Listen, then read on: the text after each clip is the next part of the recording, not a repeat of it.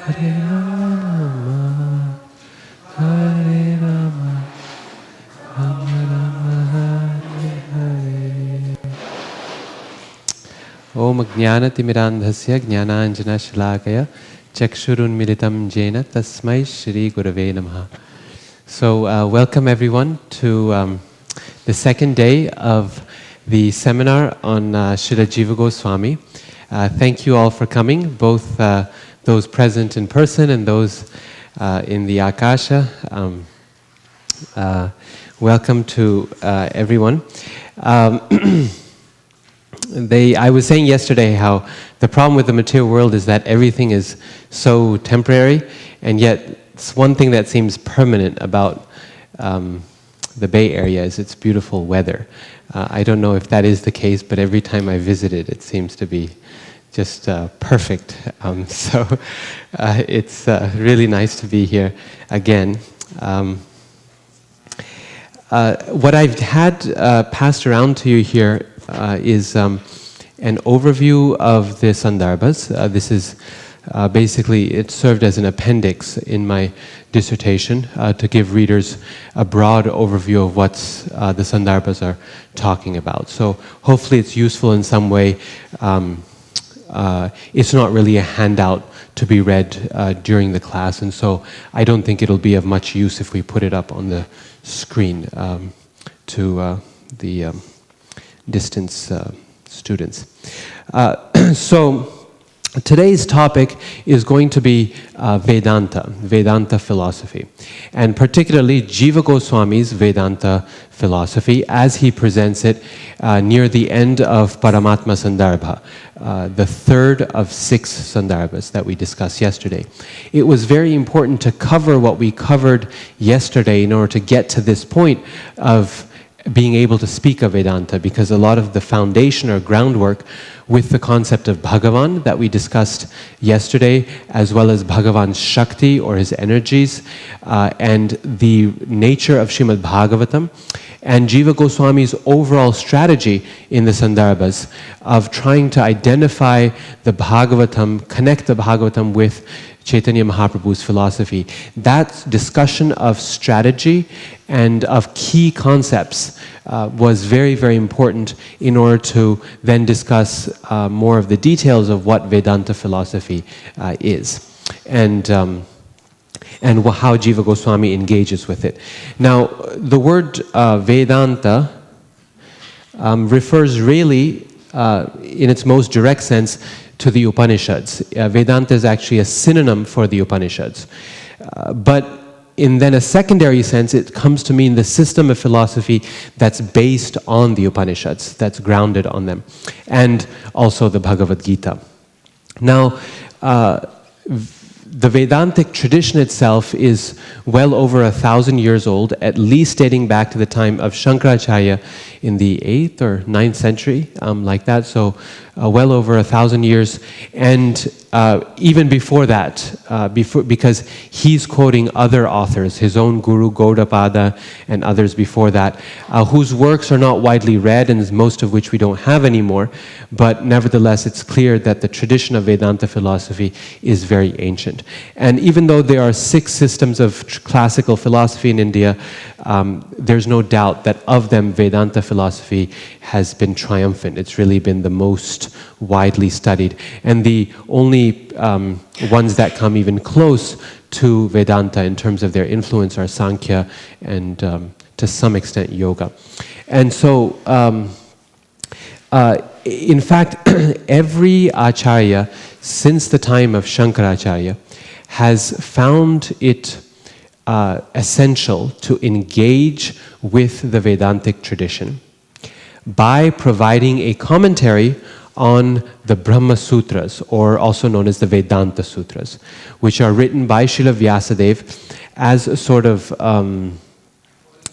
aphorisms or summaries of the teachings of the Upanishads. So the Vedanta Sutras, it's usually best to think of them as kind of hooks upon which a teacher can hang their various explanations and elaborations, and which the student can use to remember those elaborations.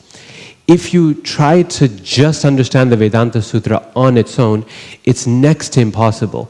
The first sutra is fairly clear, the second one is fairly clear, and from then on it starts becoming very, very unclear.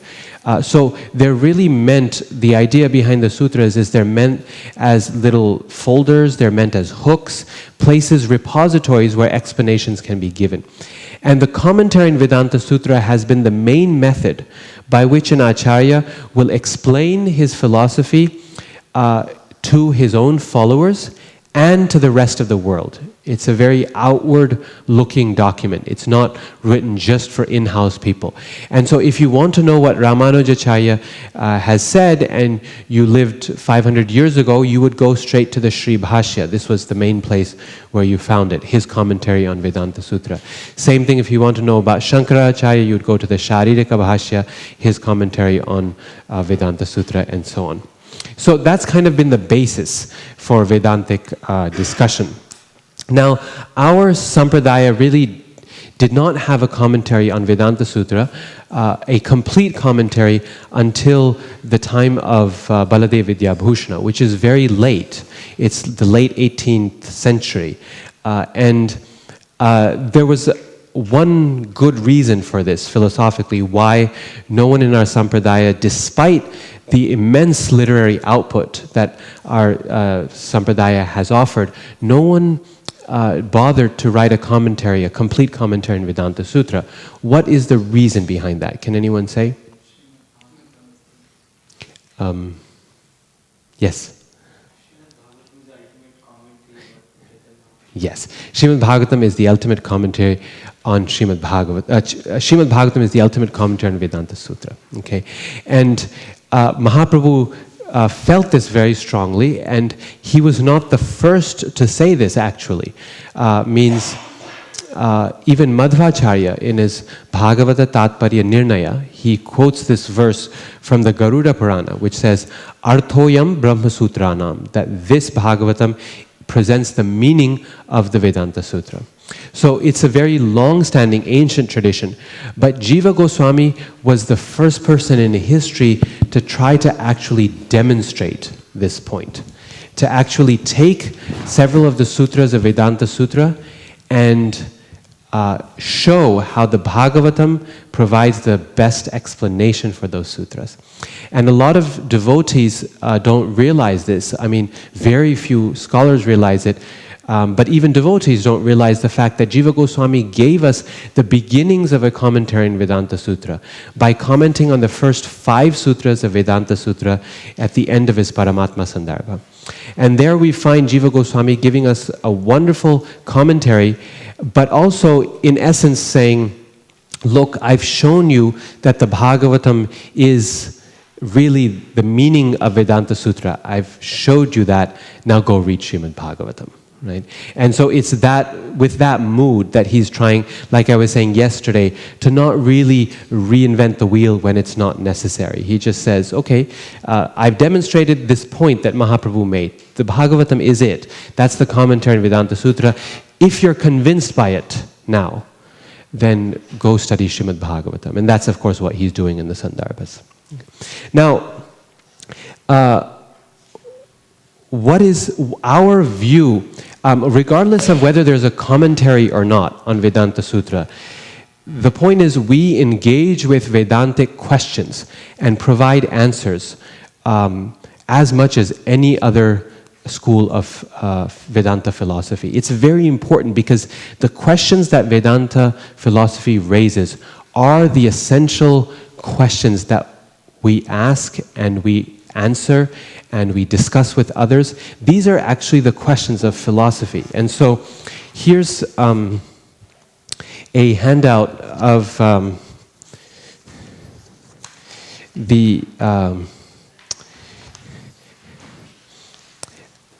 just a little study aid that I made up here, which are Vedanta in a nutshell.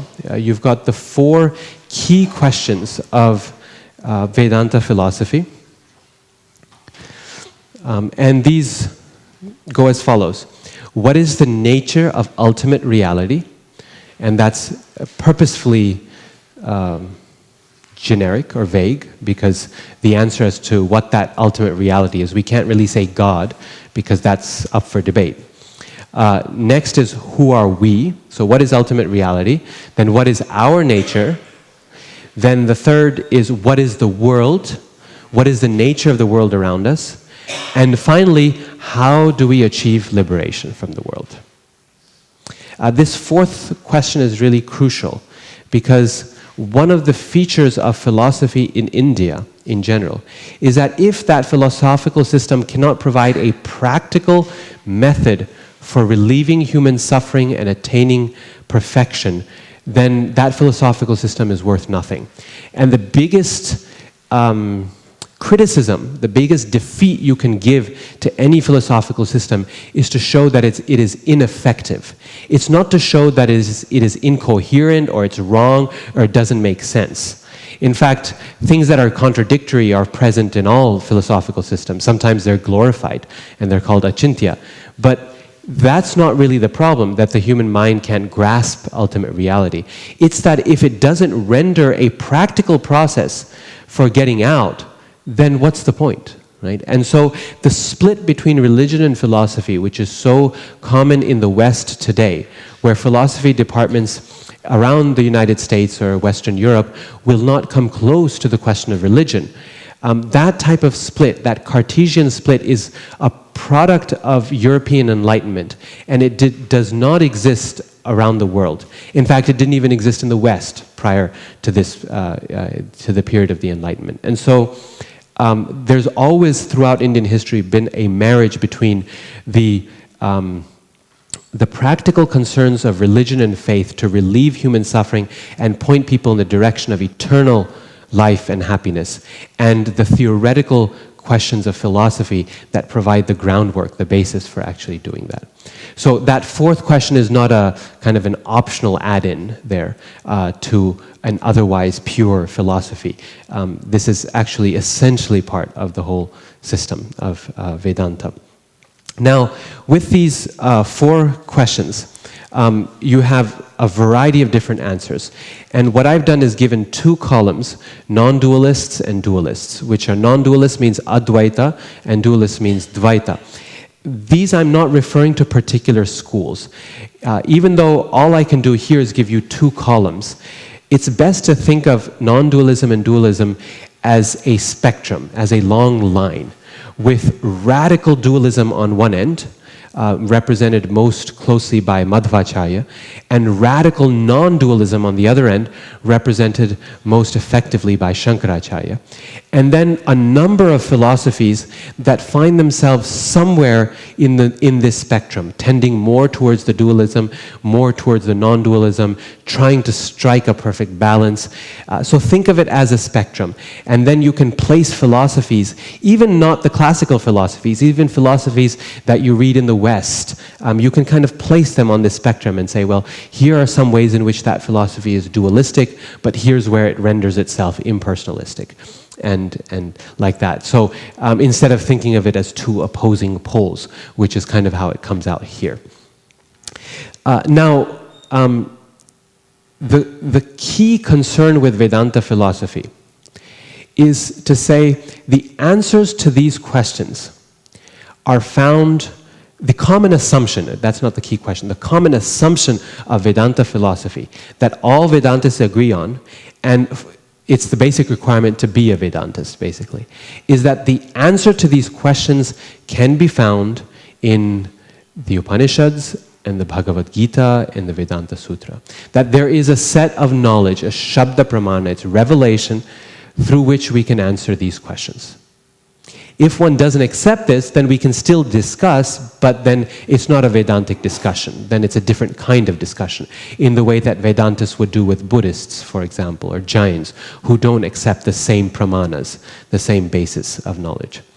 And really, the question of, the concern of Vedantists is not to answer these questions out of a hat, to produce the answers out of thin air, but really to say that the scriptures provide answers to these questions, but there are so many opposing, apparently contradictory statements in scripture. How do we reconcile them? And so each Acharya, Shankara, Ramanuja, Madhva, Jiva Goswami, has presented a philosophical system that claims to best reconcile the apparently contradictory statements in the Shastras. And say, look, this philosophy really brings it all together. It brings together these opposing statements, it brings together human experience and our practical experience. It gives us a practical path for achieving liberation. It really brings it all together. It resolves these contradictions. That's, in many ways, the sole task of the Vedanta philosopher, is to resolve the contradictions or apparent contradictions of Scripture. Because the answers are already there. They really... You don't need to invent the answers. The assumption is they're present, they're revealed. It's just that there's more than one answer, or they're unclear answers. So clarifying that, resolving them, reconciling them, that's the task. And there's two contradictions that are the toughest, okay, that vex, that every Vedantist will struggle with. And here's what they are. The first contradiction has to do with the relationship between, with the nature of God. Is he personal? Or is he impersonal?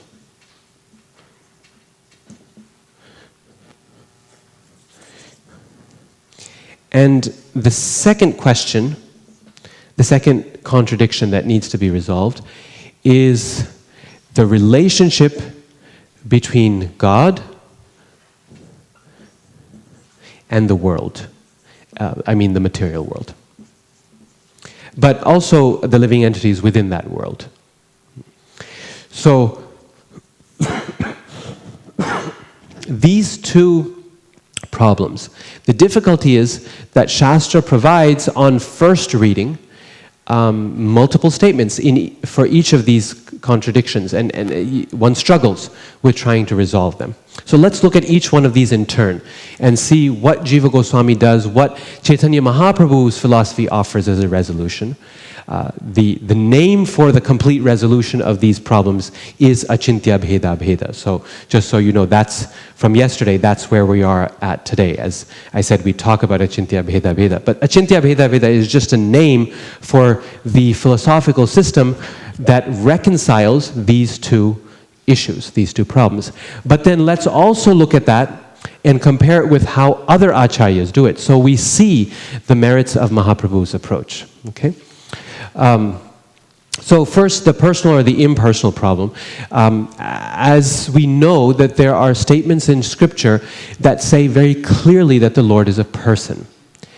There are other statements that stay with very clear statements that say that the Lord is impersonal.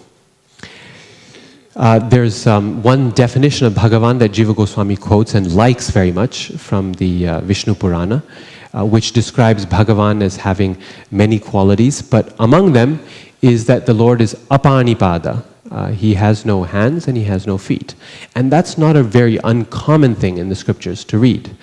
Or the Lord is nirguna, has no qualities, or has no form, he's arupa. Now, I know we can immediately jump to an explanation about those statements because we basically know the philosophy that I'm going to be talking about here. But let's not jump to that conclusion. Let's work to it so we can see how Jiva Goswami gets there. So we've got these contradictory statements, and we need to figure out what to do with it. Now, every acharya needs to come up with some kind of a scheme, a method of explanation or interpretation. This is called hermeneutics, okay? It's a method of interpretation to resolve that contradiction. Some technique, some approach to do it. And our approach, Jiva Goswami's approach, Chaitanya Mahaprabhu's approach, is the latter. The ladder of successive realization of God, with Bhagavan as the top rung of the ladder, Paramatma as the second rung, and the third rung being Brahman. Okay, let's run through these quickly. Bhagavan is, we've defined last time, okay, yesterday. We saw that wonderful definition, and his primary nature is that has Shakti, or qualities. So that's Bhagavan, that supreme, independent, wonderful person who is full of all qualities and attributes and powers. Then Paramatma is that same Bhagavan, but only when we look at him in relation to the material world. So Paramatma is that form of the Lord that is basically involved with all functions of this world. He deals with matters like time, with cause, creation, with living within the living entities and the material universe, entering them to provide them life. This is not a process that's necessary in the spiritual world because you don't have to give life to anything in the spiritual world. This is a distinctive feature of the material world that the Lord has to enter to animate it. So this is the role of Paramatma. And if you take the qualities of Paramatma and suppress them even further, so that you have no qualities visible whatsoever, then you get to Brahman.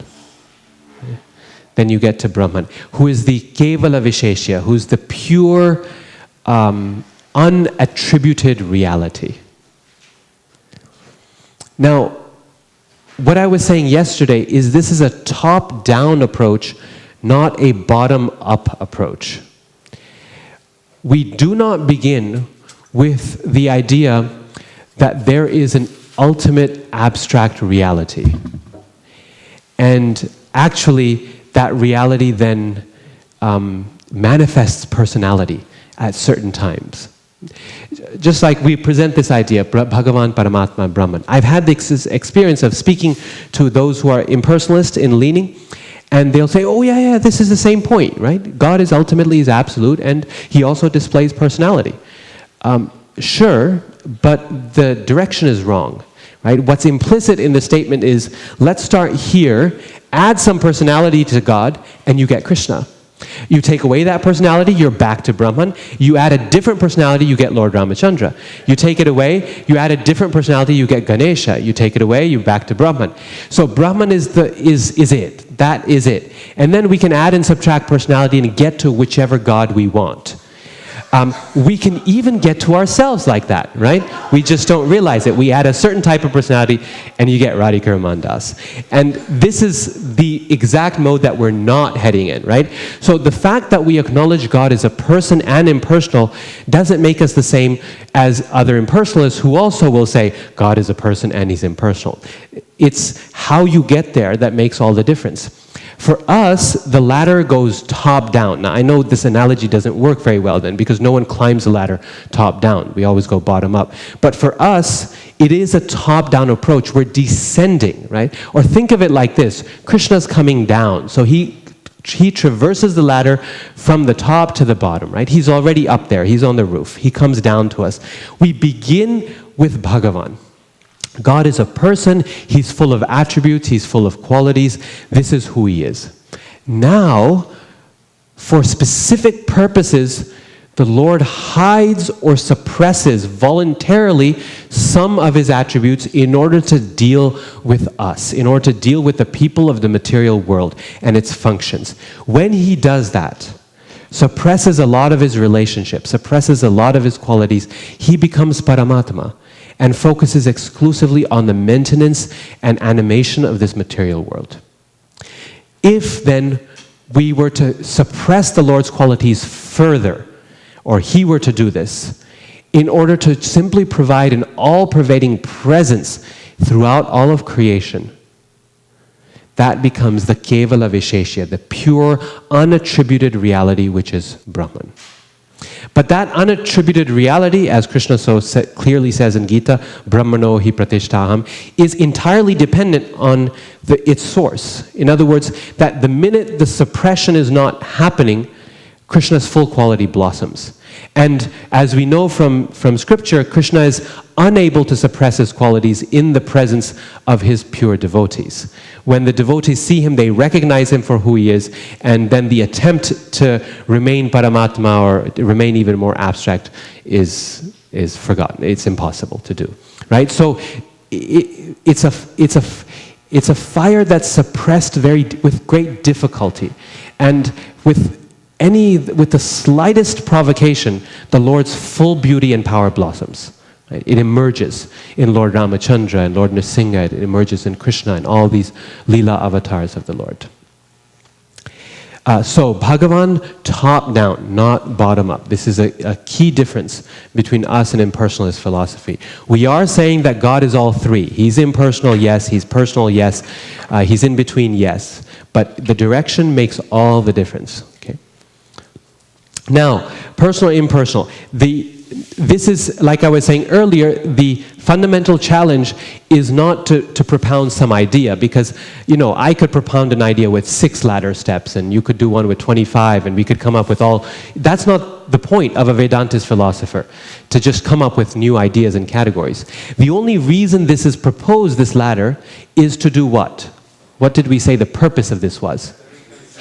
Reconcile apparently contradictory statements within Shastra. That's the only reason a Vedantist would come up with any kind of theory, because the answer is already there, it just needs to be clarified or reconciled. So, what is this useful for?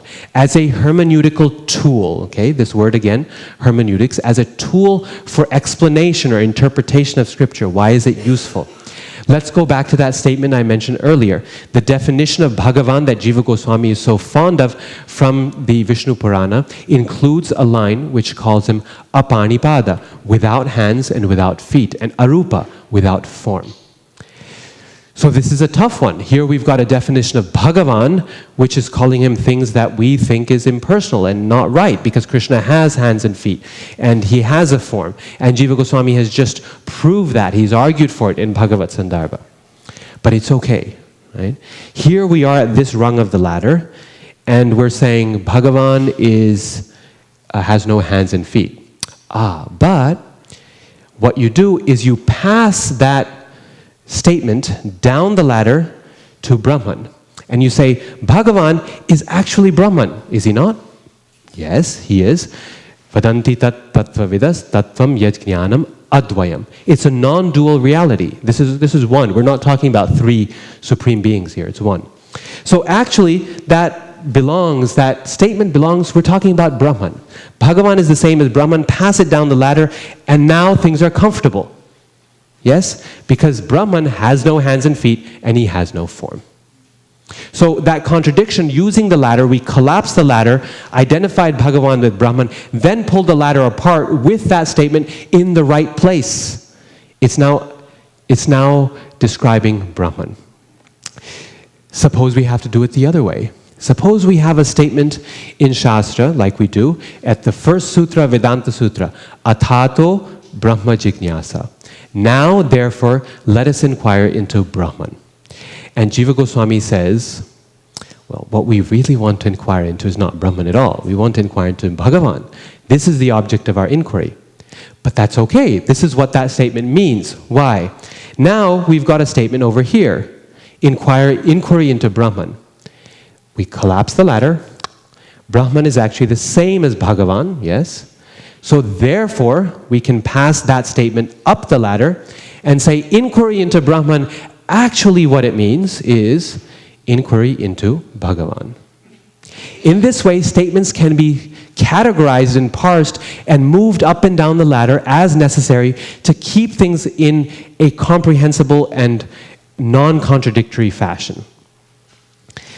Now, you could say, well, this is really looking like cheating. here we are, it's kind of really convenient. Pass things up and down the ladder. When you've got a contradictory statement, say that actually that means Brahman. And when you've got one you need for Bhagavan, you say actually that means Bhagavan. And you could give other examples for Paramatma, and this is really nice and easy and kind of cheating. Are you really reconciling it? The only thing I can say in defense of what we do is that everyone else does it. Every acharya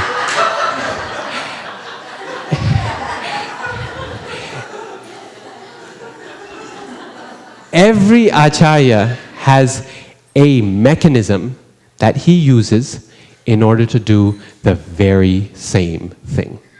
Okay? To find a way to reconcile apparently contradictory statements in Shastra. Okay, well, just give me 5 minutes and then we'll pause for questions. So, take for example, Shankaracharya.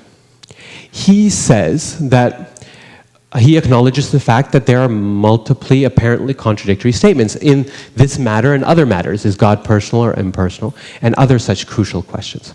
So what he says, he develops a system of hermeneutics, of interpretation, which states basically that some statements in scriptures are more important than others.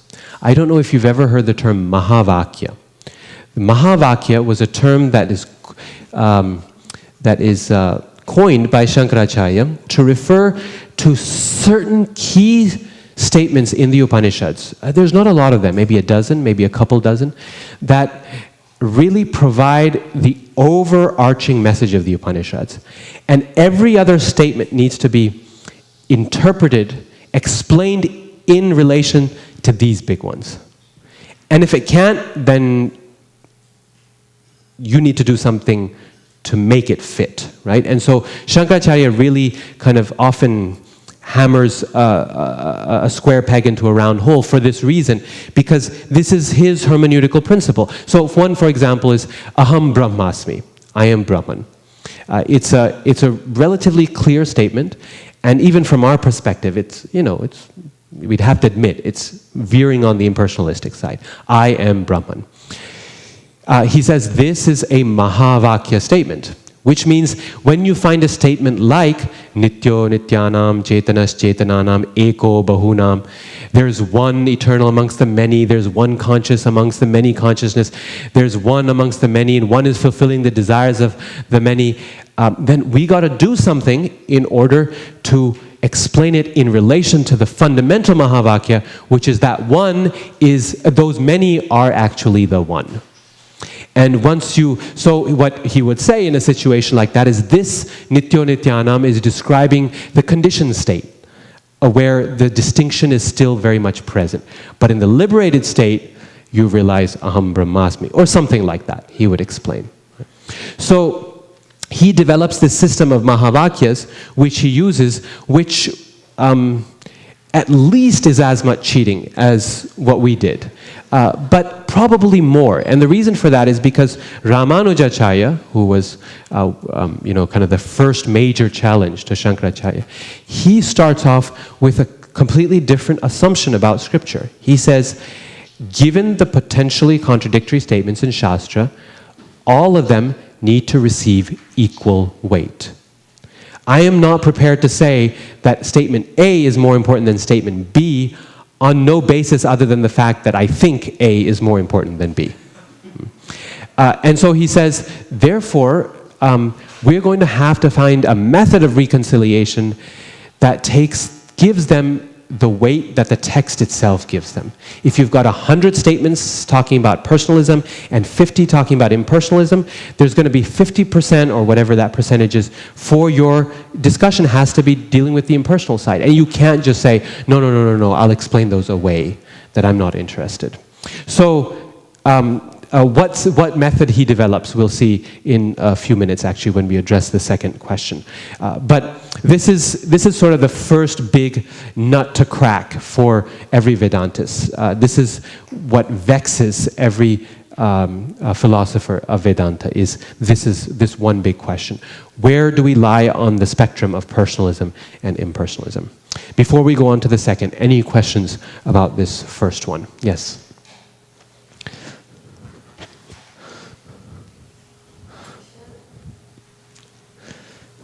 Hare Krishna, when you had mentioned that Tato Brahma Jigyasa, would it make sense? I'm not sure, but this is what came to my mind, is that would it kind of imply that at least start inquiring about Brahman, and then you would, because it's easier to understand somebody when you have a relationship with them. So maybe you will evolve to Bhagavan's state and you would start inquiring about how can I love or kind of a relationship with that something that doesn't exist. So maybe, yeah, there should be something that I can have a relationship with, like even with material things, you have kind of a relationship. So would that make sense? Yes, I think that's a good way of looking at it. Even in that approach, you're still making the assumption that we eventually want to get to the point of Bhagavan, right? Because we would not at all find it satisfactory if that's where we stayed, right? If that was all there was. So the point is, at some point or another, we're going to have to move up the ladder. We're going to have to at least imply that, okay, start off with the impersonal now if you want, but eventually you're going to have to come to the Bhagavan realization. Yes, Prabhu. Prabhuji, these contradictions which you mention in the Vedantic school, right? These are the ones which are now attacked by the proponents of the Abrahamic religions, saying that, okay, this is so contradictory, there's no clarity in that. But see, our religion, there is extremely clear that Yes. what it is. There are no contradictions, so nothing to reconcile. Yes. Right? So how can we defend against such attacks? That's a really good question. In fact, that's going to be the final discussion of today's seminar, is the question of Achintya, or inconceivability, and is that defensible or not, or is that just an embarrassment for us? Okay, so please hold on to that question. If you don't feel satisfied at the end, then please ask again. Who else did you have your hand up at some point? Okay, yes, Prabhu. So you were initially talking about how the conflict between religion and philosophy has been there, right, because of European thoughts, right? And so I'm wondering, like, in a university setting, first of all, like, this is very easy to communicate among devotees, and in a university setting, how is this done? And more importantly, how is the structure between religion and philosophy? How is they separated out, like, and how is that? And what do you think it should be like? First of all, there shouldn't be any room for religion. But that's my view. I'm just want to get your point of view. Well, most universities in the United States have both religion and philosophy departments. Sometimes they're even combined in one department, philosophy and religion. So it's not really a question of where they're housed institutionally, but more in the sense that they don't look eye to eye. They don't see themselves as doing the same thing. Sometimes they're in the same department, sometimes they're two departments in the same university. Either way, the point is the same. They don't see that they're engaged in the same task. They feel that they're engaged in different endeavors. Philosophy is the work of pure reason. It's the work of the mind, something you can get to without reference to anything in the world. And then religion is the realm of faith and belief. When reason stops to work or is voluntarily suspended, then you get religion.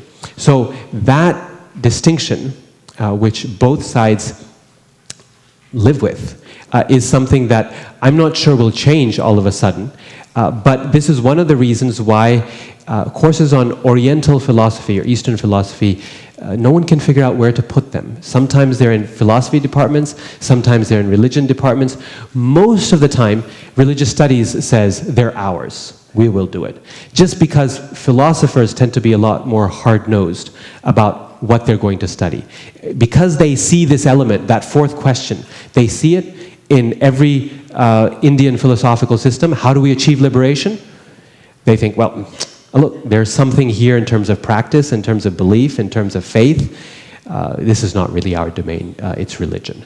And so they will throw the philosophical side out with it to the religion department, which is fine with us because I'm housed in a religious studies department. This is where, in fact, all Indian philosophers, not all, but most have found themselves in the West today. There's some philosophy departments that are gradually changing and hiring philosophers within within Indian philosophers within philosophy departments.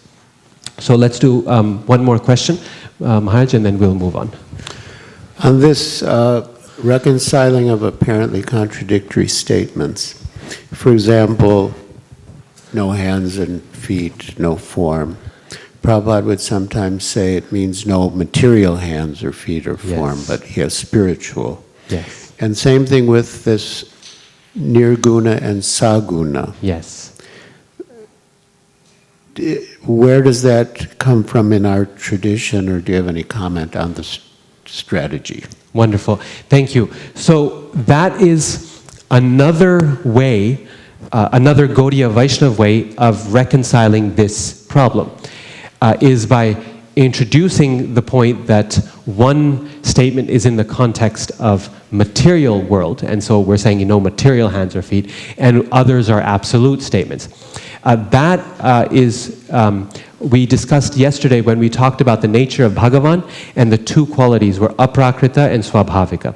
So Prabhupada makes the aprakrita point very often, that the Lord is non-material, is aprakrita. So whenever something about the Lord is denied, it's because the aprakrita aspect is denied.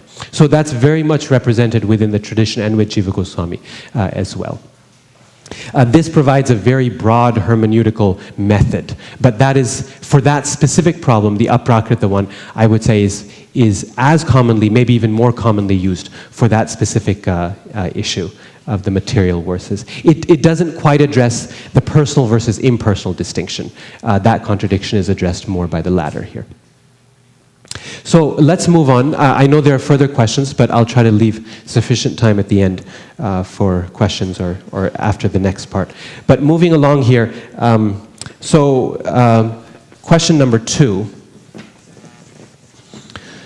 or contradiction number 2,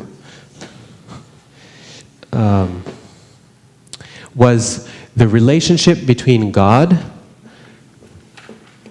and the world. The world meaning the material world plus the living entities present within the material world. How do we reconcile this relationship? Now here's why this is a problem. Krishna, or Brahman, everyone agrees, kind of the fundamental qualities of Brahman are Sat, Chit, and Ananda. He who is eternal, and always existent, Sat. Chit, he who is completely aware, fully conscious, fully knowledgeable, with no trace of ignorance or darkness present. And one who is Ananda, namely joyful or blissful. These attributes are widely accepted. In fact, the impersonalists won't say they're attributes. They'll say this is Brahman. But anyhow, this is everyone agrees upon. Now the problem is this. You've got the material world. Here we are in a situation where we find plenty that is asat, achit, and nirananda. It is temporary, or at least in flux. It is achit, ignorant, dead, inert, not conscious, and nirananda, miserable. And what do we do about that? In other words, what do we do? How do we explain the fact that a miserable, unconscious, temporary world comes from an eternal, fully conscious, and blissful source, without saying that these qualities of misery and ignorance are found within God? We could say that the world is simply a different reality than the Lord. It does not exist within the Lord at all. It doesn't even come from the Lord. It just is. It's a different reality. But we already talked about this last time. What's the problem there? Right. Yeah, but if you had two permanent existing realities, you've got the problem of relativity, okay, that both realities become relative to each other, so there's no absolute reality anymore. And then you've got the potential of the one reality you think is God not necessarily being God, right? There's a potential competition there for what is the ultimate reality. And that possibility is denied. We all agree on this, as in every Vedantist agrees on this point, that ekam eva advitiyam, there is one reality that subsumes the other, that contains the other. In that sense, you can say the Vedantic tradition as a whole is monistic, it's non-dualistic. Just on this point, that there is one reality. In fact, I think it's Anucheda 50 or 51, section 50 or 51 in Tattva Sandarbha, where it says really clearly, Jiva Goswami says this point. He quotes Vadanti tat tattva vidas tattvam yajnanam advayam. And he says, there is one reality and there is nothing but that one reality. Bas. Right? So this is a point all Vedantists agree upon.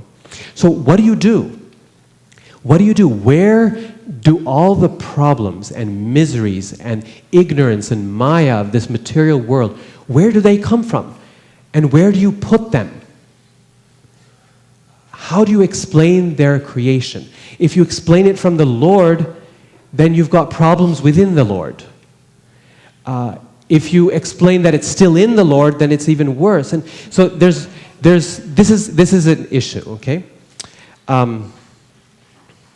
Now, here we create a second ladder.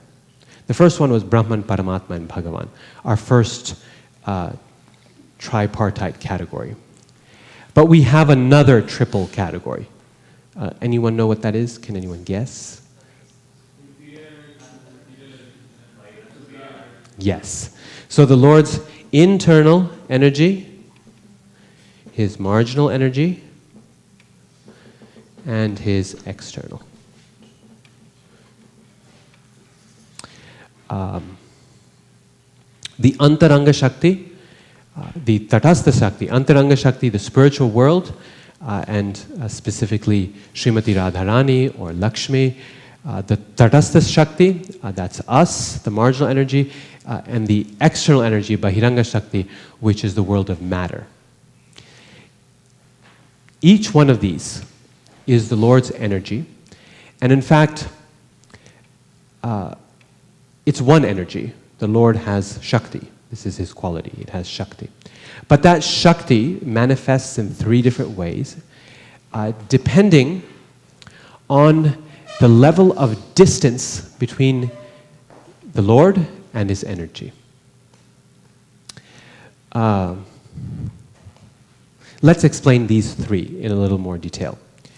Jiva Goswami provides the analogy of the sun. If you ever wondered, this beautiful analogy of the sunlight that Prabhupada speaks about many times, Jiva Goswami develops this in great detail in the Sandarbhas. And he describes it like this. The Lord is like the sun. The internal energy, the Lord's Antaranga Shakti, is like what? Yes, it's like the light present within the orb of the sun. In other words, it's so closely connected with the sun that there's just no way you're ever going to see the internal energy without seeing the Lord, or vice versa. There's no way you can see the light in the orb of the sun and say, I didn't see the sun. The marginal energy, on the other hand, is what? The sun rays. Still of the quality of the sun, the property of the sun, but thrown off from the sun's internal presence and hanging somewhere in between the sun itself in the sky and the earth. It's in between, it's marginal, it's tatastha, this way or that way. Some of this marginal energy is closer to the sun and some has already landed on the earth. Think of it that way. And then the external energy, the Bahiranga Shakti, is what? Well, all of this is sunlight. Almost. Almost. Shadow, cloud, reflection, exactly. Jiva Goswami says it's the reflection which still has some of the properties. Actually, shadow is given as another in other places. But here he's speaking of reflection. And I think reflection works very nicely because you see a reflection, it has some of the attributes of the sun, as in it looks like the sun. But it's missing some very key features, like heat. You're not going to, even if you're in the middle of a lake, just in the reflection, you're not going to feel the heat. You have to get the sun rays directly on you. But the most important thing about the reflection is that despite the fact that it looks like the sun itself, what happens if you throw a pebble into the reflection?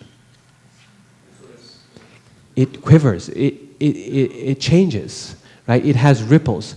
And you jump in yourself and you can destroy the reflection, right? And it might disappear altogether, or if a cloud shows up, it's gone. But only an ignorant person would say, the sun has been destroyed. When you throw the pebble and the reflection shakes, what's happening to the sun at the same time? Nothing, right? Is it trembling?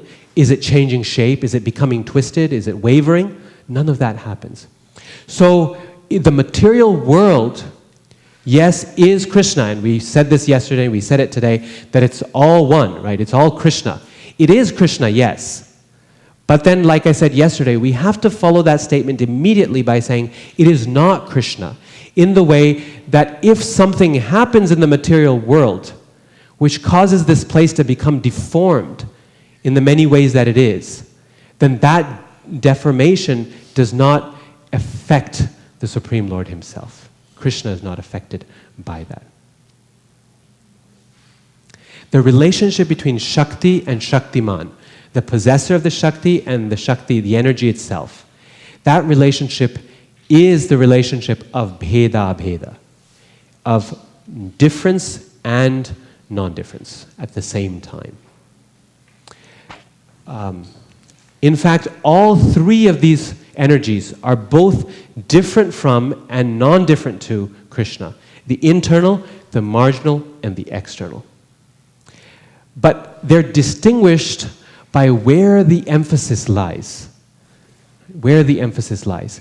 In the internal energy, it is non-different from Krishna. We say that with emphasis. Oh, and yes, there are some differences too. Right? In this way, right? There are some slight differences. For the purpose of Leela, ekatmana vapibhuvipura deha bhedam gatauto. Radha and Krishna are one soul.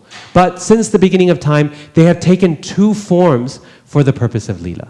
Okay, so just we make a little bit of a distinction there. For the purpose of Leela, this has been done. But they are one. And here, with the external, the accent, the emphasis is on the difference. It's different than the material world. We are not the material body. Krishna's form is not material. And there's some oneness there too, right? The deity form, is it material or spiritual? Oh no, spiritual. This is Krishna, right? And yet, apparently made of things that were once material, like stone and brass and so on. So there's oneness there, and we know there's oneness, and we hear from Prabhupada that they are one, but yet the accent is on difference.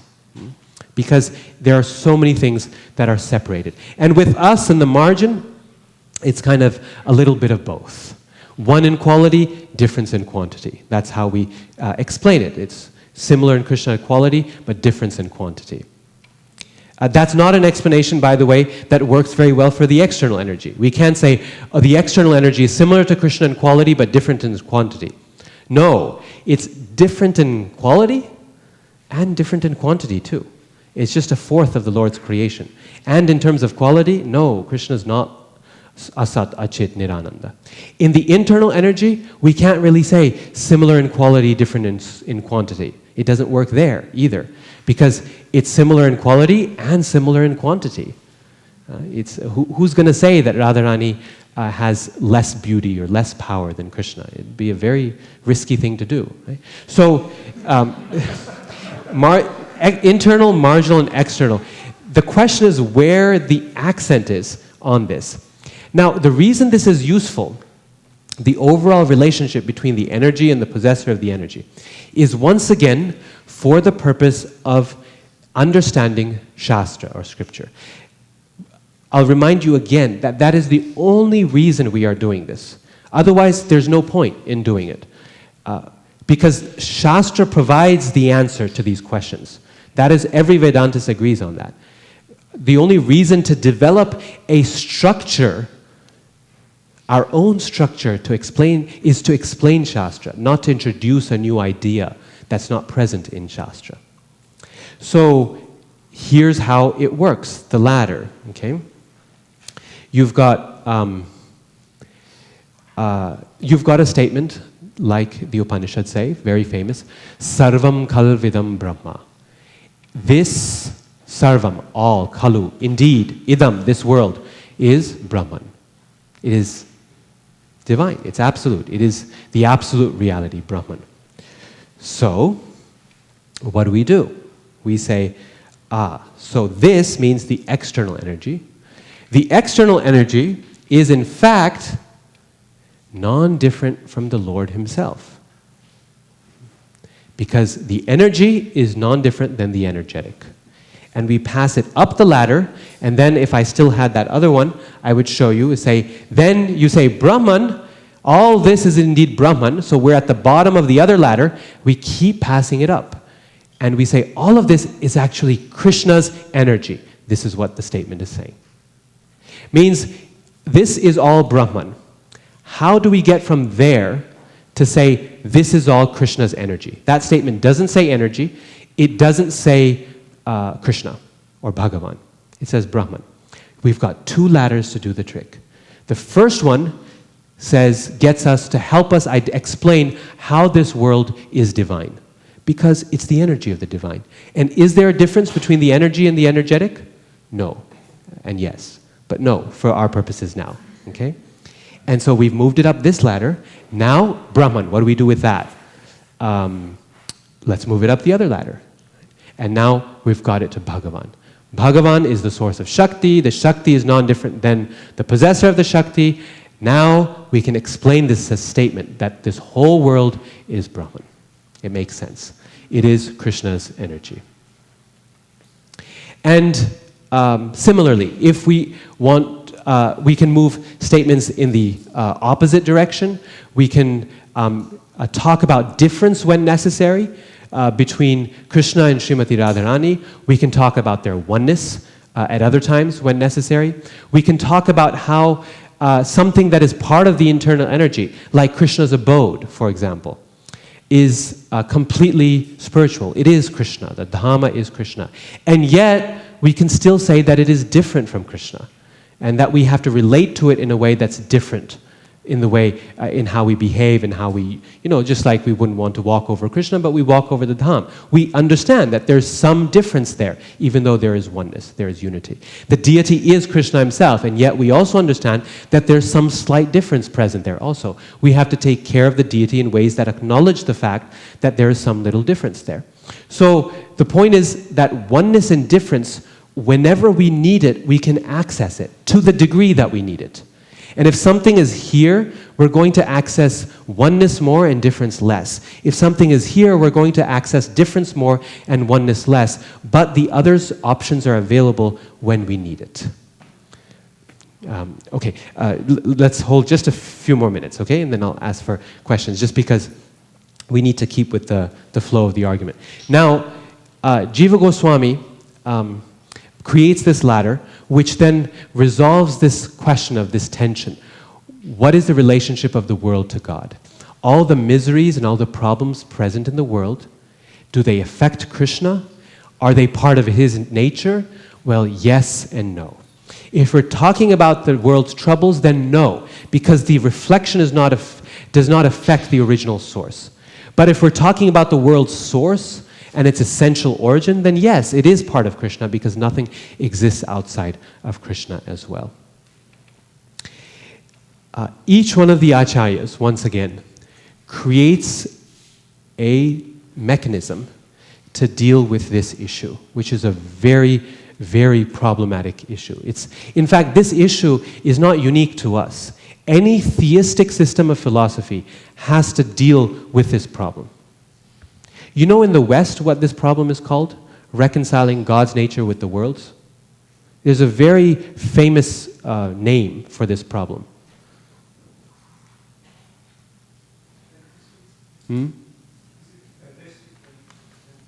Not pantheism. The problem of evil. We put it like this, generally in the West. If God is all good and He's all powerful, why is there so much suffering in the world? Either He's not powerful enough to fix it, or if He is powerful enough to fix it, He doesn't do it, which means He's not good. Right? He's not good-hearted, He's not compassionate, He's not kind. And yet, any theistic system will say God is all good and all powerful. So how do we reconcile the nature of this world with the nature of God? It's the same problem. In the West, it's put in a little more of a, in ethical language. By that I mean that the concern here is, why is God not doing the right thing? Right? So it's put in the framework of ethics, whereas here it's put in the framework of metaphysics. How do they exist is the question here, whereas why does God not behave properly is the question in the other one. But it's the same question, right? It's the same problem. It's a problem that any religious system that believes in a personal God has to deal with. Even an impersonal God has to deal with.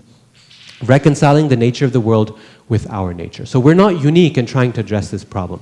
And as I'll show you in just a minute, we're not unique in trying to create a system of interpretation that actually reconciles these various issues. All the acharyas do it, and then one can venture off into Western philosophy and see how people do it as well. How do the other acharyas do it? Actually, there was one question. Any clarifications on what I just said about, yes? Where's the mic?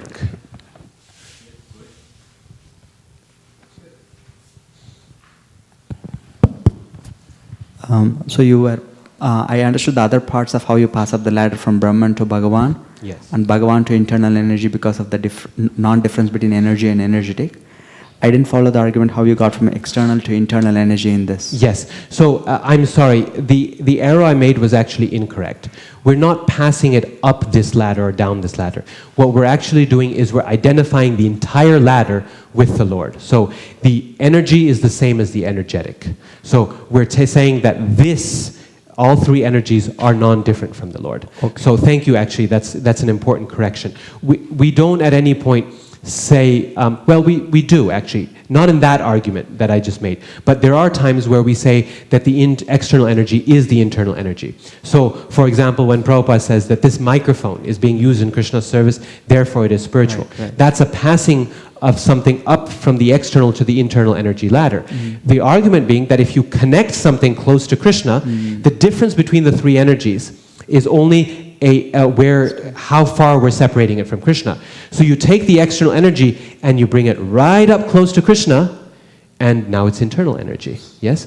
So this is the idea behind deity, worship of the deity as well, is that what is apparently material is no longer material anymore. So we do, in that particular case, it wasn't a passing up the ladder, but passing it up and down the ladder is something we do. Actually just passing up the ladder. There's no point at which we take what is internal and claim that it is external. But the external often is useful for the internal. Thank you, Prabhu. Yeah. Just last one. Yeah, actually, Prabhu had his hand up for a while, and then we'll go to you.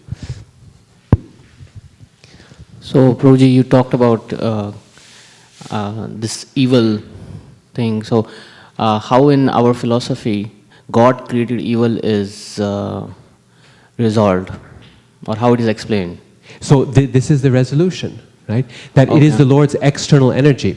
And the external energy is different enough where it provides space for us to create our own problems, to mess things up for ourselves, without it being the fault of God. Because it's different from God, it's separate from God. This is why the free will argument works. We work on our own free will, we create our own mess. If we were not able to separate the world from the Lord, like in India they say, not even a leaf moves without the desire of the Lord. Half the time when that statement is quoted, the point is, it's not my fault. Right? Because everything is happening because the Lord desired. But this doesn't let you escape like that, right? It says, no, the ladder is extended out. This is the reflection, and you're throwing the pebbles into the reflection. So this doesn't affect the Lord, and it's not he's not at fault for it either. Okay, so the purpose of extending the ladder is to allow space for the free will argument to work, to allow space for us to actually make our own mistakes. If we were all contained in that same one unified, powerful reality, like the Mayavadis say we are, then there's no space for us to make mistakes. We can't actually do anything, it's a fact, because everything is God. It's so closely connected to God that every problem is caused by Him, and it's His fault. So, just one point that you've mentioned previously about Mahakavya. So, Mahakavya is the one, Mahavakya. So, Mahavakya is the one how Shankaracharya explains. Yes. And Ramanuja says give equal weights. Yes. And our is the ladder thing. That's Yes. how I... but in terms of Shastric statements, Jiva Goswami agrees with Ramanujacharya that we need to give equal weight where it's properly, where it's merited. Yeah. Oh, thank you. Yeah. So last question, and then we move on. Hare Krishna Prabhu, thank you very much for this. Class is really amazingly going, very nice. So my question is, in the internal potency as well, we see kind of contradictions like, Radharani is eternal, yet she was born. God is eternal, yet we have Mother Yashoda, Devaki Vasudev. So those kind of contradictions as well, can that be addressed by this? Not really. Those questions of why the Lord behaves in apparently material terms are not really part of this, because those are explained through the explanation of Leela. There's no, from the standpoint of Tattva or metaphysics, Krishna is not actually born, but he does this as a matter of Leela, right? So it's a different. What we're talking about here is that the material world is actually Krishna, and it's actually different from Krishna. You see the distinction here? So there's no, that lies in the realm of Leela. And the explanations that go into Leela are actually very different than the explanations that go into discussions of metaphysics or Tattva. And Jiva Goswami here in the first three Sandarbhas is very much not concerned with Leela, very minimally concerned with Leela. Thank you very much.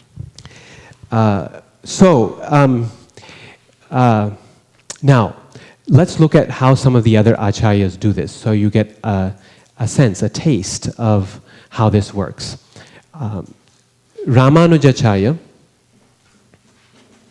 he, instead of using the sun in the sky example that Jiva Goswami gives, Ramanujacharya, he uses the metaphor of sharira shariri, which means the body and soul. Basically, he says, the material world is the body of the Lord, who is like the soul of the material world. So this is an analogy. Just like, he says, the body is dependent upon the soul for its existence, and in some sense, it's a product of the soul because of the soul's presence, it develops and it grows in the mother's womb and afterwards after that. In the way that the body is entirely dependent on the Atma for its operation and its existence. The minute the Atma leaves, the body is dead. And without the presence of the Atma, when the Atma desires something, the body has to comply. So, in all of those ways, the material world is also entirely dependent on the Lord. It's a product of the Lord's existence. Even though it is different in quality from the Lord. Okay? So just like all of these things hold between body and soul, and yet the body is not the soul. In fact, they have very different attributes. So in the same way, this material world is dependent on the Lord, it's coming from the Lord, it's so tightly unified with the Lord that you can point to the world and say it is Krishna and you wouldn't be wrong. So just like if I point to you and I say, this is Harivamsha. Now, I pointed to you and I said that. Now, technically speaking, if you follow my hand, all I'm pointing to is your chadar. And I'm just on the surface making the statement that the chadar is Harivamsha. But of course, we don't take it like that. We understand that when I'm pointing to the chadar, then included within that is the actual person himself, right? It's appropriate to speak like that because they're one unified whole. Or if I say, you are Harivamsha, you can say, no, I'm not Harivamsha, this is just my material body. I'm the spirit soul inside. And that would be an appropriate correction. But at the same time, my statement that you are Harivamsha is also not incorrect, because the body and soul are so closely tied together here, where your body is completely controlled by the soul, by you inside, that making that identification is in some way appropriate as well. So Ramanujacharya, he's saying that insofar as the world is tightly woven with the Lord, tightly connected with the Lord, it is okay to say Sarvam Kalvidam Brahma. It is all Brahman. It is all the Lord. That's okay. I'll give you another example. Here's in my hand a tangerine. Okay, you see it? Okay. So there's the tangerine. Now just imagine. I ask you, where's the tangerine? Point to the tangerine. Okay, just imagine I had it. Where is it? Okay, so you're all pointing to the tangerine, yes? Now, actually, better than this, why don't I give you all tangerines, okay? So here's tangerines. Everyone hold their tangerine in hand, okay? Now, do what I say. Point to your tangerine. Okay, there's the tangerine, right? Now peel the tangerine. Okay, you've peeled it and put the peel down on the floor.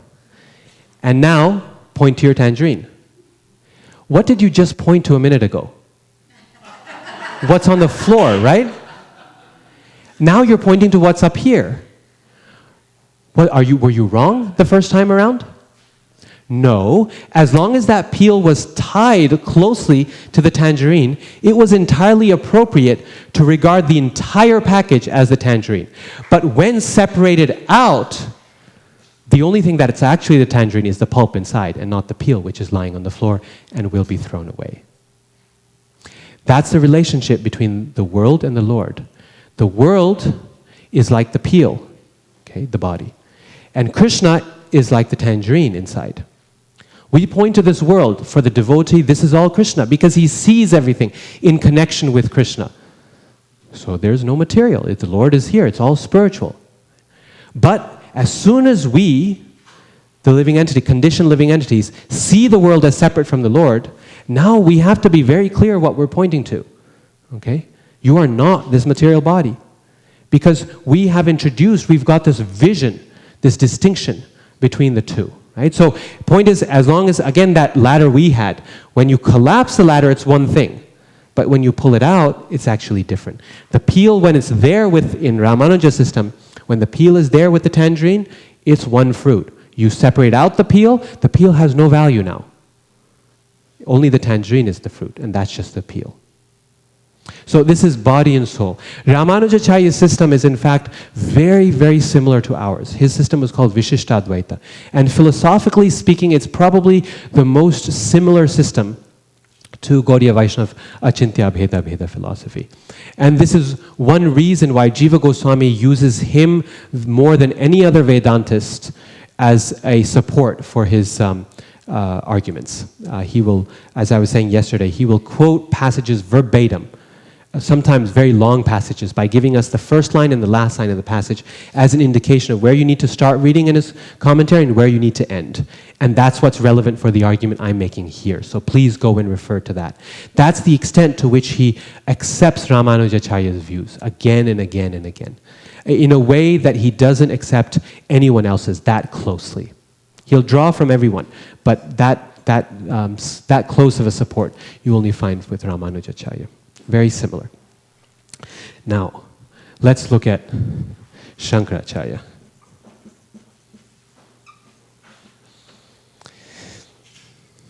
Shankaracharya is dealing with the same problem. His premise is that there is one reality, 100% non-attributed. It has no qualities, it has no shape, it has no form, it has no inside and no outside. It has no activity, it has no name. That one reality, and there are no two, it's just one, is simple in nature.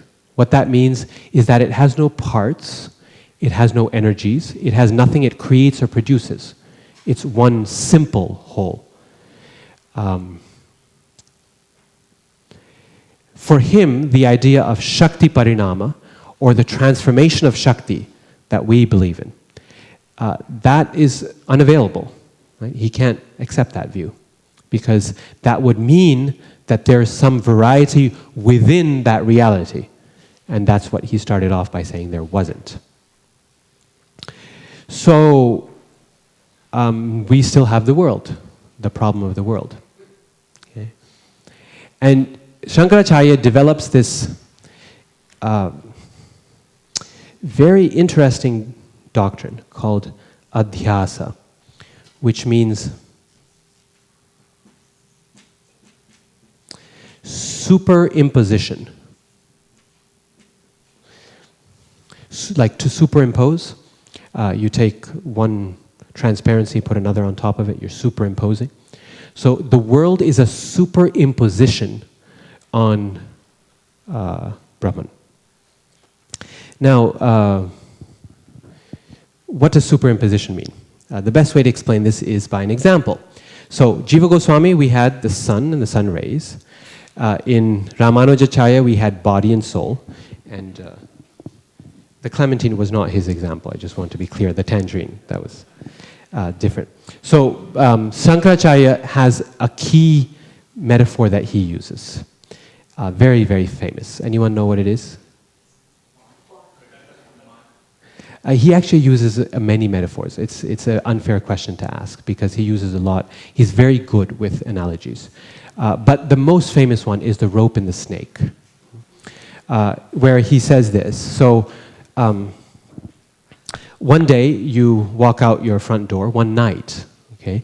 You come out your front door to get the mail or something, and lo and behold, you see a coiled up snake on your front porch. And like every man in India will do, or woman, you scream at the top of your lungs and run inside and shut the door, okay? It doesn't matter how macho you are and what kind of a big guy you are. In India, one thing everyone is afraid of is snakes. So you run inside, you shut the door, and you stay there, and in the morning you come out again, tiptoe out, and lo and behold, it wasn't a snake at all. It was just a rope that was coiled up, and maybe your kids left it there the night before. And you think, and you pick it up and you put it in your garage.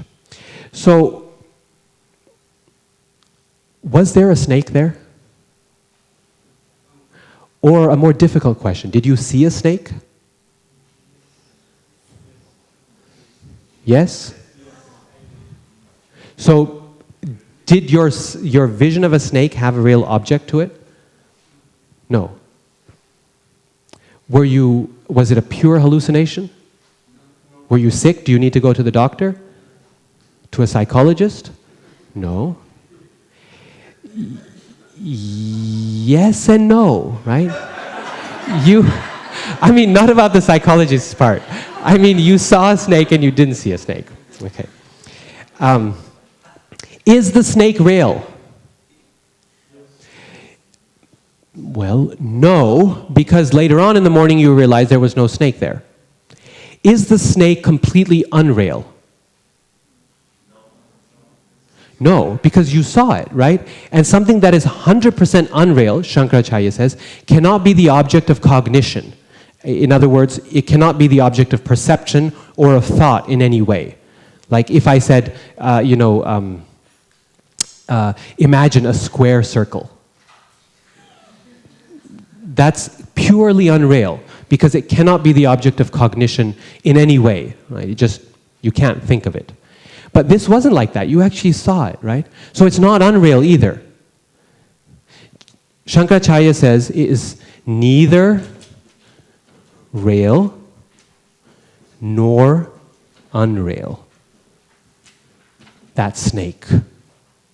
That snake was a superimposition on the rope. You superimpose the idea of a snake on the rope, which is what you actually saw. Okay?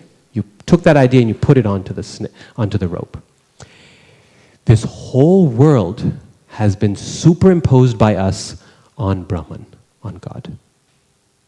We are confusing Brahman to be the world. Or we are seeing Brahman only, and yet we think it is the world. And one day, when the light is turned on, when it's daytime, when we receive knowledge, we will go out our front door and we will realize that this isn't the world at all. All this variety and all this activity and all this behavior, everything is just Brahman. It's that one unattributed, nameless, pure, formless reality. That's what it is. It's all a superimposition on Brahman. Convinced?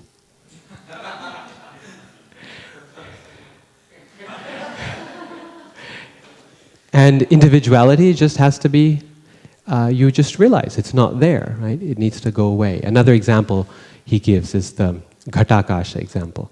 There's a pot, and you look into the pot, there's space, there's sky there. And outside, there's also space. Actually, you might even think of it maybe better, well, let's just do it how he does it. There's sky around. So the sky in the pot is of the shape of a pot. And it looks like it's different. That space is different. But as soon as you shatter the pot, you realize it all was one space, right? It was one sky. There was no pot-shaped sky. There was no difference. It was just that because of that upadhi, that superimposition, that idea of the pot, right? That anartha, it looked different. And you shatter it, you realize it's all one. In the same way, we think we're different, we're individuals, but when you shatter that idea, you realize that you are Brahman. Many people think Shankaracharya taught that we become God, but he didn't.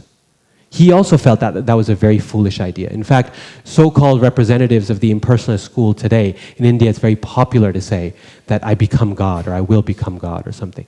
That's actually, everyone agrees that's a very foolish idea, right? But people don't, they still propound it. It's very, very ridiculous, actually. Even Shankaracharya would not stand by them. He would say, no, you are God. You just need to shatter that pot. You just need to wake up and see that it's not a snake anymore. Okay, now before everyone converts to Mayavad, let me, you cannot present Mayavad philosophy without presenting the refutation. So, continuing with our study of Jiva Goswami in the Sandarbhas presents some amazingly wonderful arguments against this perspective that demonstrate the weaknesses, the flaws in Shankaracharya's viewpoint. He draws, again, a lot of these from Ramanujacharya, who wrote a book called Saptavidha Anupapatti, 7 untenables, that is, internal contradictions in Shankaracharya's viewpoint. And Jiva Goswami takes many from those. He also adds a couple of his own. The first problem, the rope and the snake.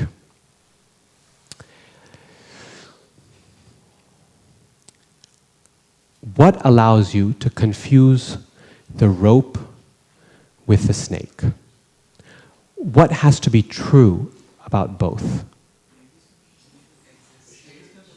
Existence of the snake. Because a snake exists, that is the only reason that you go out and you confuse it with the rope. You're not going to go out and say, oh my God, a unicorn. Because if you know for a fact, or Santa Claus, because you know for a fact that unicorns and Santa Claus don't exist, that's not going to be an object of confusion for you. Right? It's only when you think that there's potential for something to exist. So, for one thing, he says, snakes exist, rope exists. That's the only reason you confuse A with B, is because both are existent in your own experience. What else has to be true in order to confuse A with B? Similarity. A has to look with similar to B, or not just look, in many ways it has to be similar. Again, you're not going to go out, see the coiled up rope, and think it's an apple. Because there's nothing similar to a rope and an apple. Okay? There's no properties that match in those. It's because of the fact that both ropes and snakes lie coiled up. This is the problem. Right? This is what causes the confusion. Now tell me this. In Shankaracharya's system, What is the similarity between the world, which we are confused by, and Brahman, which we are confusing it with? We're confusing the world with Brahman, right? What's the similarity between the two? Nothing, right? So Jiva Goswami asks, how in the world is this confusion happening? You said you denied everything about the world, you denied that in God. You said he's got none of the qualities we see in the world. No variety, no name, no form, no qualities, no attributes, no hands, no feet, nothing. So where is this confusion coming from? How in the world can these two things be confused? Okay. But there's the third argument I'll give is really the nail in the coffin. There's others also. But the most important one is actually a very simple question. Who is confused?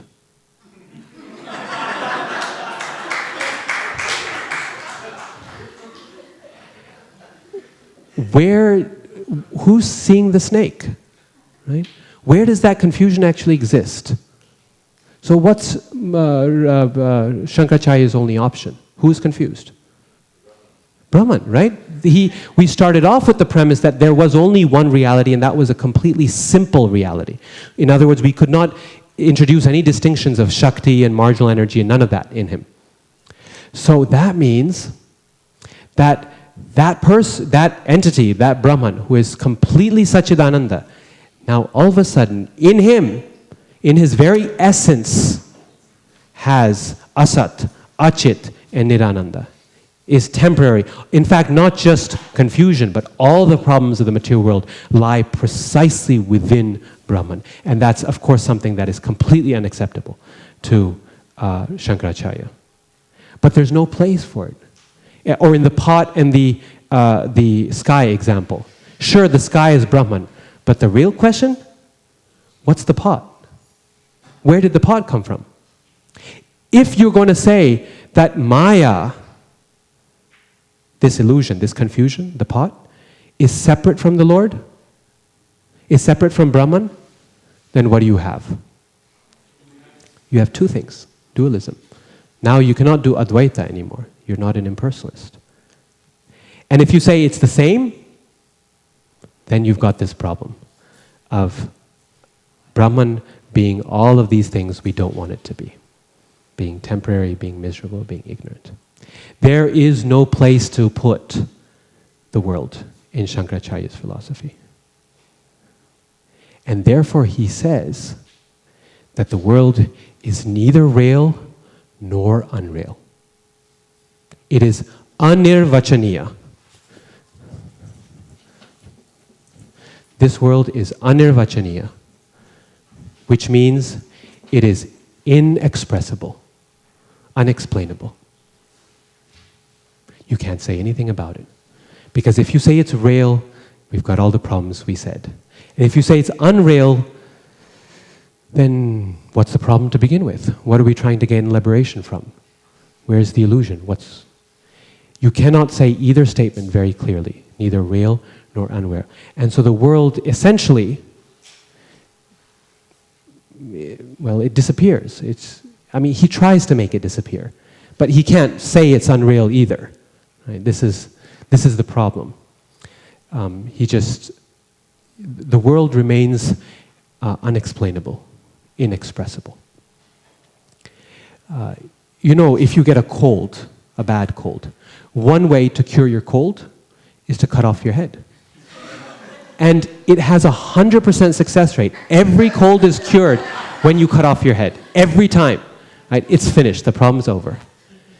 That's a solution. That's what Shankaracharya attempts to do. You try to make the world disappear, then the problem of the God in the world is no longer there. Right? But the problem is he can't even make the world disappear. Because if the world were to completely disappear, then the whole reason for doing philosophy is also gone, which is to achieve liberation from the world. Right? So it's really this horrible situation of trying to cut off your neck and not even being able to do it fully. Madhvacharya has such heavy things to say about Shankaracharya, it's incredible actually. We give him a little more kindness. We say that he's actually an avatar of Lord Shiva, come to spread impersonalism, to bring on Kali Yuga. Madhvacharya says, forget it, he is a demon, he says. And just like Madhvacharya, actually, he's one of the few acharyas who gives his own identity. He says, originally he said, I am Vayu, this is my identity. And I serve the Lord in every avatar. As Lord Ramachandra, I came as Hanuman, Vayu Putra, Maruti Nandan. And I destroyed the forces of Ravana and these demons. I helped the Lord. In my second avatar, I came as Bhima, who is the son of Vayu. And I helped the Lord destroy the Kauravas and the demonic forces. In this avatar, I have come as Madhva. And I'm assisting Srila Vyasadeva in destroying the Mayavadis. So he doesn't give them any slack, actually. Now, this brings us to the final point here of the seminar, which is this anirvachaniya. Okay? The world is inexpressible. Now, we might say, looking self-critically, we might say, well, before we laugh too much at Shankaracharya, isn't it the case that we've also got inconceivability at the heart of our system? We call it Achintya. And we're saying that the relationship between the Shakti and the possessor of the Shakti is one and different, and that's a contradiction, and it's inconceivable.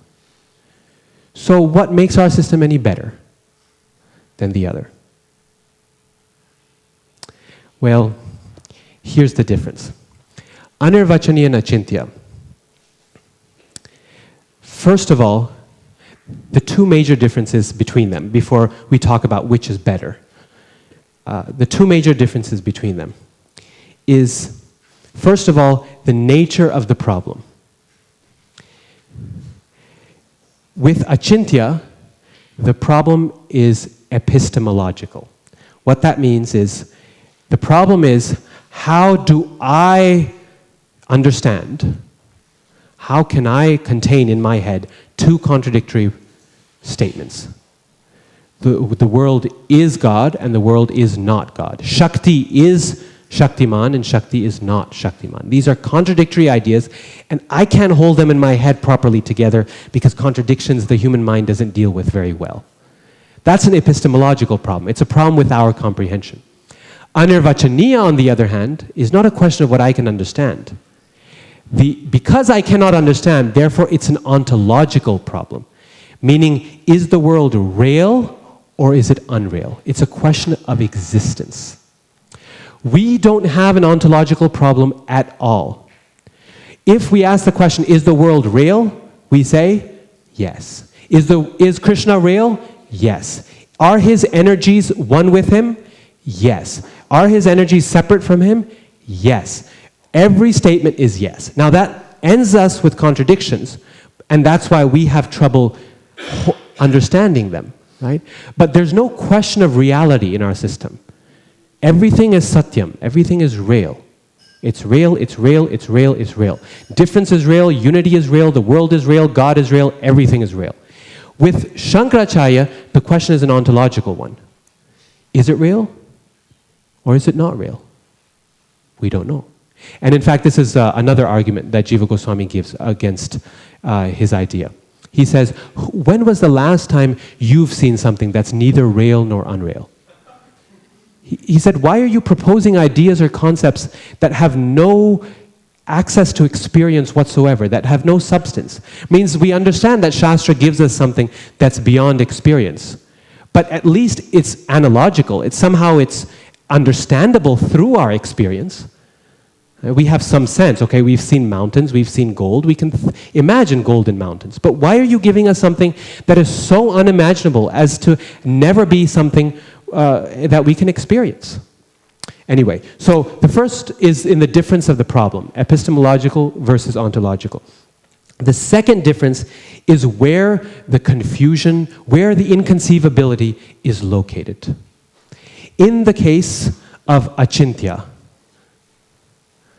what is inconceivable?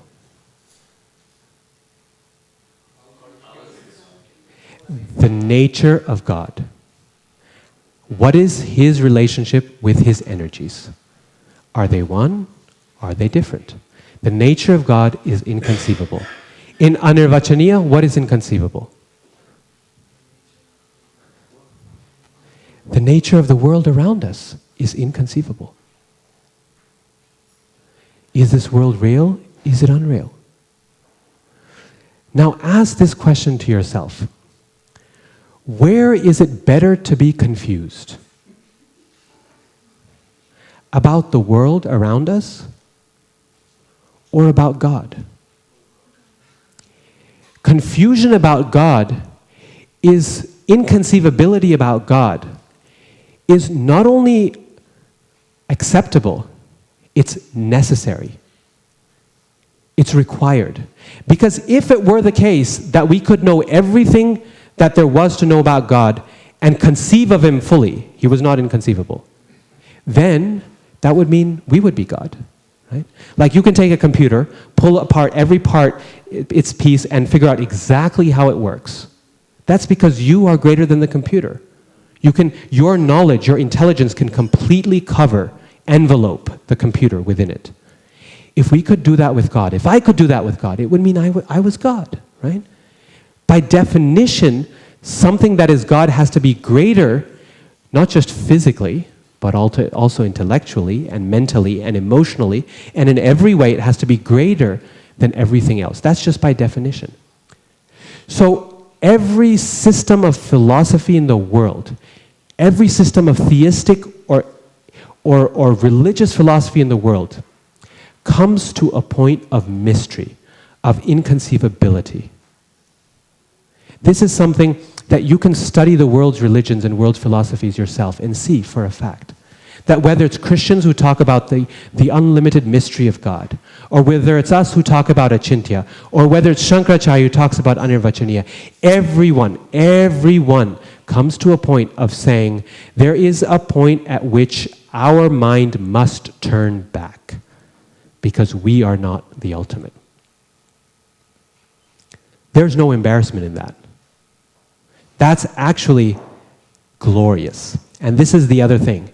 With Achintya and Anirvachaniya, not only are you, with Achintya, you're confused about the place or the person you're meant to be confused about. With Anirvachaniya, you take that which is plainly visible to the entire world, namely the world, that no one is apparently confused by, and you make it confusing for everyone. Huh? Someone who doesn't know whether the world around him exists or not is usually refers to a psychiatrist. Is that where we want our confusion to be? The world is confusing as it is, right? But then you put all the confusion located in the material world, which is the only thing we can actually touch and feel and conceive in this conditioned state. That's the wrong place to put inconceivability. When you put it in the Lord, not only is it necessary there anyway, but it's actually very beautiful also. Because the inconceivability of the Lord becomes the impetus for bhakti. When the devotee sees the inconceivability of Krishna, the devotee goes, wow, this is my Lord. He is one, and yet he's dancing next to every gopi. Lord Chaitanya Mahaprabhu is one, and yet he's in every Sankirtan party dancing at Rath Yatra. This is my Lord. And in fact, this is the most common use of Achintya Shakti in our scriptures, is the devotee's wonderment at the Lord's ability to do things which are impossible to do, that are contradictory in nature. Jiva Goswami's favorite definition of Shakti as a whole, which I didn't tell you at the beginning because I think you can appreciate it best at this point. He says, Shakti is aghatana, ghatana, patiyasi, which means she who makes the impossible possible. That's our Lord. And so inconceivable is He that we actually want to worship Him. If you make the world inconceivable, you don't get anything as a result. It doesn't help anything. This is where we want to be confused, is in the realm of Achintya.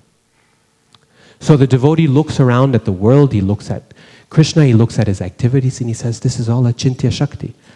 This is all inconceivable to me. And therefore, let me stop trying to figure the Lord out and offer my humble obeisances to Him. And say, you are my Lord, And as much as you would like to reveal yourself to me, please do so. And that's where philosophy ends. Right? That's the end point of philosophy. That's, in fact, what religion has over philosophy, is the point onward from there, to say, okay, we did as much as we could.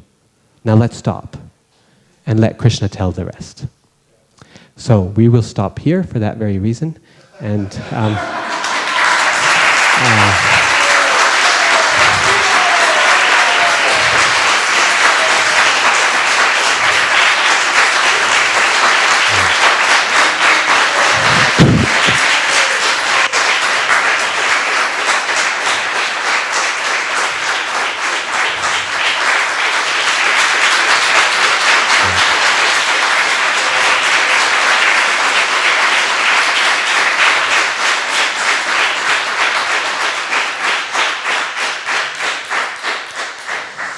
thank you all so much for your attention. I'm sure we're out of time here, and so what I'll do is I'll stop here, and maybe if people have questions or further discussion, we can pursue it individually. But just in the interest of letting devotees continue with their services, and today's Sunday also, and soon I'll have a flight to catch also. So let's actually stop here. Please accept my humble obeisances.